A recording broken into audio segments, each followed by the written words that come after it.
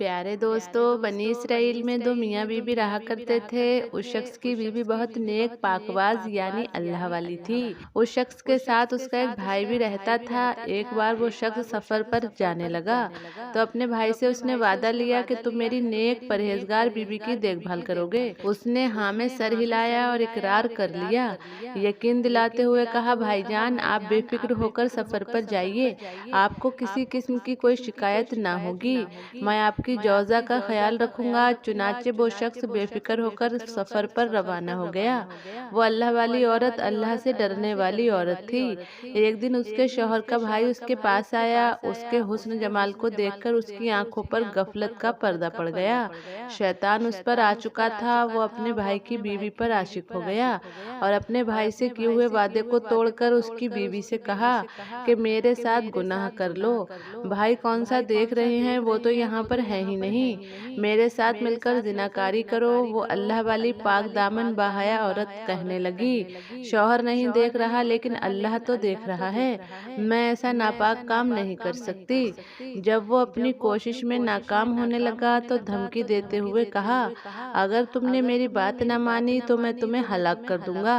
उस नेक औरत ने कहा, अल्लाह पाक की कसम, मैं तुम्हारी गुनाह भरी दावत हरगिज कबूल नहीं करूंगी, तुम चाहे जो कर लो।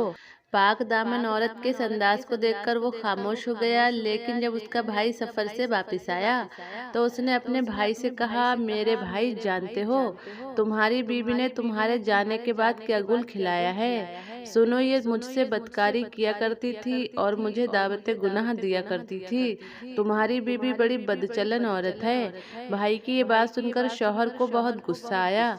उसने कहा, जानते भी हो तुम क्या कह रहे हो। छोटे भाई ने कहा, भाईजान कसम से मैं बिल्कुल सच कह रहा हूँ, मैंने हकीकत तुम्हें बता दी, अब तुम्हारी मर्जी। भाई की बात सुनकर शौहर के दिल में ये बात जम गई कि वाकया मेरी बीवी ने खयानत की है। गुस्से की वजह से उसने अपनी बीवी से बातचीत करना बंद कर दी। ये भी नहीं पूछा कि मेरा भाई सच कह रहा है या नहीं। बिलाखिर एक रात मौका पाकर अपनी पाकदामन बीवी पर तलवार से वार करके उसे जख्मी कर दिया। जब यकीन हो गया कि वो मर चुकी है तो वहां से चला गया। लेकिन वो अल्लाह वाली औरत अल्लाह की कुदरत से जख्मी होने के बावजूद जिंदा थी। वो नेक औरत गिरती पड़ती एक इबादत खाने के करीब जा पहुंची। उसकी दर्द भरी आहें सुनकर उस इबादत खाने में मौजूद आबिद ने अपने गुलाम को बुलाया। दोनों उसे उठाकर इबादत खाने में ले आए। नेक नियत आबिद बड़ी तवज्जो से उसका इलाज करता रहा, जिसकी वजह से वो बिल्कुल ठीक हो गई। आबिद की बीवी का इंतकाल हो चुका था। उसका एक छोटा बेटा था। उस आबिद ने औरत से कहा, अब अगर तुम ठीक हो गई हो तो अब जाना चाहो तो जा सकती हो, और अगर यहाँ रहना चाहो तो तुम्हारी मर्जी। औरत ने कहा, मेरा तो कोई ठिकाना नहीं है, शौहर ने घर से निकाल दिया है यानी मर चुका है, मेरे पास कोई ठिकाना नहीं है, मैं यहीं रहना चाहती हूँ। अब आबिद ने अपना बच्चा उसके हवाले कर दिया। वो नेक औरत मोहब्बत से उस बच्चे की परवरिश करने लगी। आबिद का जो गुलाम था, उस औरत के हुस्न को देखकर उसकी नीयत भी खराब हो गई। वो भी उसके साथ गुनाह करना चाहता था और वो मौके की तलाश में रहने लगा। एक दिन उसने अपनी नीयत का इजहार करते हुए उस पाकदामन औरत को बदकारी की तरफ बुलाया और कहा, तू मेरी बात मान ले और मेरी ख्वाहिश पूरी कर दे, वरना मैं तुझे मार दूंगा। खौफे खुदा रखने वाली उस नेक औरत ने कहा, मैं हरगिज तेरी बात नहीं मानूंगी, तुझे जो करना है कर ले। बदकार गुलाम अपनी नाकामी पर रोता हुआ दिल में नफरत लिए वहां से चला गया। अब इस औरत का काम तमाम कर दूंगा। रात में हर तरफ जब अंधेरा छा गया तो वो गुलाम औरत के पास आया। बच्चा उसकी गोद में रो रहा था और वो उसे बहला रही थी। जालिम गुलाम ने तेजी से उस बच्चे पर हमला किया और उसकी गर्दन को काट दिया। चंद ही लम्हों में उस बच्चे ने तड़प तड़प कर जान दे दी। गुलाम दौड़कर आबिद के पास गया और कहा, हुजूर क्या आप जानते हैं आपकी उस मेहमान औरत ने क्या कारनामा किया है? क्या आपको मालूम है उसने आपके बच्चे के साथ क्या सलूक किया है? आपने उस पर एहसान किया लेकिन उसने आपके बच्चे के साथ बहुत बुरा सलूक किया है। आबिद की बात सुनकर वो हैरान हुआ और परेशान हुआ। और कहा, बता तो सही उसने मेरे बच्चे के साथ क्या किया है। गुलाम ने कहा, हुजूर उसने आपके बच्चे को मार डाला, यानी आपके बच्चे को ज़िबा कर दिया है। अगर यकीन नहीं आता तो चलकर खुद अपनी आंखों से देख लो। अब वो आबिद दौड़ता हुआ वहां पहुंचा तो वाकया बच्चे का गला कटा हुआ है और उसका जिस्म खून में लथपथ है। उस आबिद ने उस औरत से पूछा कि मेरे बच्चे का तुमने ये क्या कर दिया। उसने कहा, मैंने उसके साथ कुछ नहीं किया, बल्कि आपके इस गुलाम ने मुझे गुनाह की दावत दी। जब मैंने इनकार किया तो उसने बच्चे को कत्ल कर दिया। मैं इस मामले में बिल्कुल बेकसूर हूँ। उस आबिद ने कहा, है अल्लाह की बंदी, तूने अपने मामले में मुझे शक में मुब्तला कर दिया है। मैं नहीं चाहता कि तू मेरे साथ रहे। ये 50 दिनार ले और जहाँ चाहे चली जा। ये दिनार तेरी ज़रूरियात में काम आएंगे। औरत ने 50 दिनार लिए और अल्लाह की रहमत से उम्मीद लगाए अनदेखी मंजिल की तरफ चल दी। एक बस्ती के करीब से गुजरी तो देखा मजमा लगा हुआ है, यानी लोगों की भीड़ है और एक शख्स को फांसी देने के लिए लाया जा रहा है। बस्ती का सरदार भी वहां पर मौजूद है। औरत सरदार के पास गई और कहा, क्या ऐसा नहीं हो सकता कि तुम मुझसे 50 दिनार ले लो और इस शख्स को आज़ाद कर दो। सरदार ने कहा, क्यों? उसने कहा, बस यूं ही। बस्ती के सरदार ने कहा, लाओ रकम मेरे हवाले करो।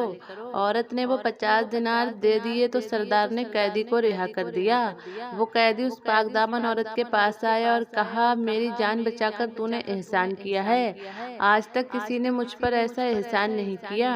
अब मैं तेरी खिदमत करूंगा यहाँ तक कि मौत हमारे दरमियान जुदाई कर दे। चुनाचे वो शख्स उस औरत को लेकर समंदर पर पहुंचा। कश्ती चलने को थी, वो दोनों कश्ती में सवार हो गए। औरत बेहद ही हसीन थी। उसका हुस्न जमाल देखकर सारे मुसाफिर हैरान रह गए। वो औरतों वाले हिस्से में बैठ गई। लोगों ने कैदी से कहा, ये हसीन और जमील औरत कौन है? उस आदमी ने ये नहीं कहा कि इस औरत ने मेरी जान बचाई है, बल्कि उसने कहा, ये मेरी कनीज है, मैंने पैसे देकर इसे खरीदा है। कश्ती में मौजूद एक शख्स जो उस औरत के हुस्न पे गिरफ्तार हो चुका था, उसने कहा, क्या तुम अपनी कनीज को फरोख्त करोगे? उसने कहा, मैं इसे बेचना नहीं चाहता क्योंकि ये मुझसे बहुत ज्यादा मोहब्बत करती है। जब इसे मालूम होगा कि मैंने इसे बेच दिया है तो इसे मेरी तरफ से बहुत तकलीफ पहुंचेगी। इसने मुझसे वादा लिया है कि मैं इसे कभी नहीं बेचूंगा। मुसाफिर ने कहा, तुम मुझसे मुंह मांगी रकम ले ले और खामोशी से चला जा। तुझे क्या जरूरत है कि तू उससे बचाए? लालची और एहसान फरामोश धोखेबाज कैदी ने माल के बवाल में फंसकर मुसाफिर से बहुत सा माल लिया और कश्ती से खामोशी से उतर गया।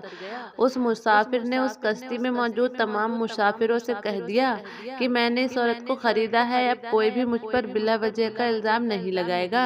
जब मुसाफिर को यकीन हो गया कि उसका मालिक जा चुका है, अब वापस नहीं आ सकता, तो वो औरत के पास आया और कहा, आज से तुम मेरी मिल्कियत हो, मैंने तुम्हें खरीद लिया है। औरत ने कहा, अल्लाह का खौफ कर, तूने मुझे कैसे खरीद लिया जबकि मैं आज़ाद हूँ और किसी की मिल्कियत में नहीं हूँ? मुसाफिर ने कहा, इन बातों को छोड़, तेरा मालिक तुझे बेचकर यहाँ से जा चुका है। अब ना तो तू अपने मालिक के पास जा सकती है और ना ही वो रकम वापस कर सकती है जो तेरे मालिक ने मुझसे ली है। मैंने बहुत माल देकर तुझे खरीदा है और तमाम मुसाफिर इस बात पर गवाह हैं। अगर यकीन नहीं आता तो इनसे पूछ ले। मुसाफिरों ने कहा, इसने वाकयात तुझे खरीदा है, हम सब इस बात पर गवाह हैं। पाक दामन औरत ने कहा, तुम्हारा बेड़ा गर्क हो, अल्लाह से डरो। अल्लाह की कसम, मैं आज़ाद हूँ, आज तक कभी कोई मेरा मालिक नहीं बना। मैं किसी की कनीज नहीं जो कोई मुझे बेचेगा। इस मामले में अल्लाह से डरो। लोगों ने उस मुसाफिर से कहा, ये इस तरह बाज नहीं आएगी, इसके साथ जो सुलूक करना है कर डालो, खुद ही मान जाएगी। ये सुनकर मुसाफिर उसकी तरफ बढ़ा। जब उस औरत को अपनी इज्जत का खतरा महसूस हुआ तो उसने कश्ती वालों के लिए बद्दुआ की। अचानक कश्ती उन सबको लेकर डूब गई। सबके सब गर्क हो गए और कश्ती के तख्ते पर वो औरत के अलावा और कोई भी ना बचा।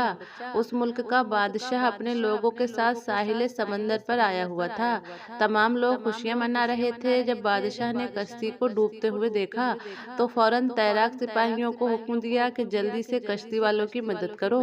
तो उन्हें उस नेक औरत के अलावा कोई और जिंदा न मिला। वो उसे लेकर बादशाह के पास आए।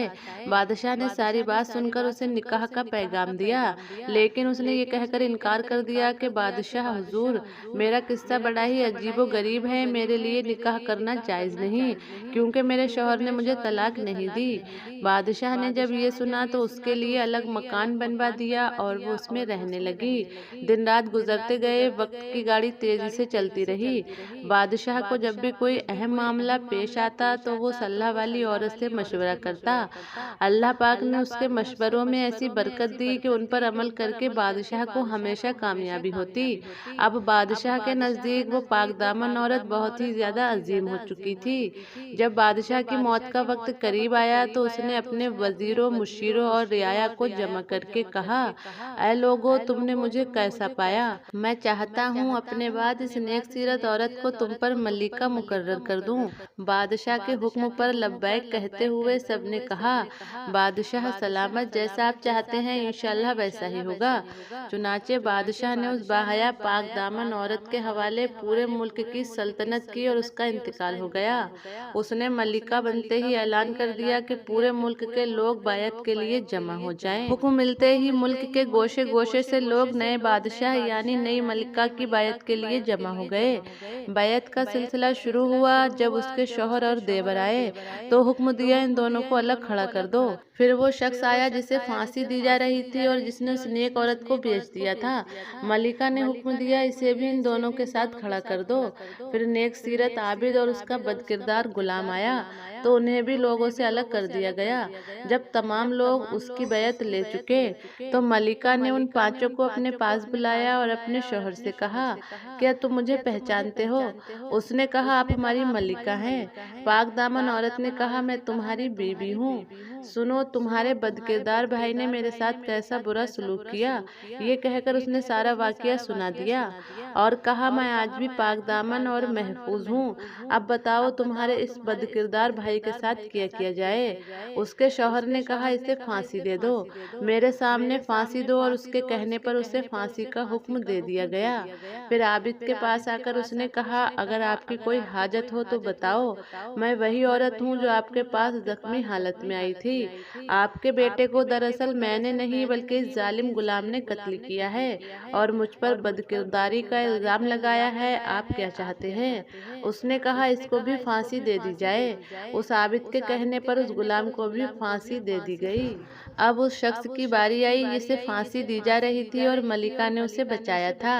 जब वो आया तो उसे भी कत्ल कर दिया गया और उसकी लाश चौराहे पर लटका दी गई और यूं वो सब अपने अंजाम को पहुंच गए। बाहया पाक दामन औरत ने, अल्लाह वाली ने हर वक्त अपनी इज्जत की हिफाजत की, अहकाम खुदाबंदी की पेशे नजर रखा और सब्र से काम लिया। आज उसे ताजो तख्त और इज्जत और अजमत की दौलत मयस्सर थी। इसी तरह वो सल्तनत को चलाती रही और नेक नामी की हालत में इस दुनिया से गई।